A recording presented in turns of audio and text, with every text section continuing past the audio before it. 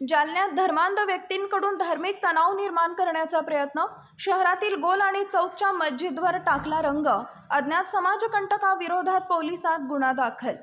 जालना शहरातील धर्मांधाकडून 2 मस्जिदवर होळीचा वारंवार रंग टाकून मुस्लिम समुदायाच्या धार्मिक भावना भडकावण्याचा प्रयत्न कट्टरपंथीयांकडून केला गेला.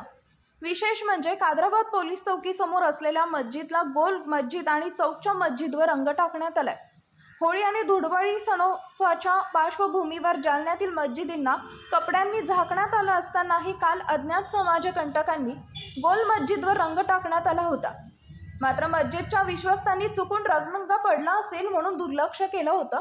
पण मुस्लिम समुदायाच्या धार्मिक भावना दुखावण्याच्या उद्देशाने आज रविवारी दुपारी जोहरच्या नमाजच्या वेळी पुन्हा गोल मस्जिद आणि चौक मस्जिदवर रंग टाकण्यात आल्याचं आढळून आले. त्यामुळे मुस्लिम समुदायाच्या भावना दुखावल्या गेल्या असून सदर बाजार पोलीस ठाण्यात मुस्लिम समुदायाने प्रचंड गर्दी केली.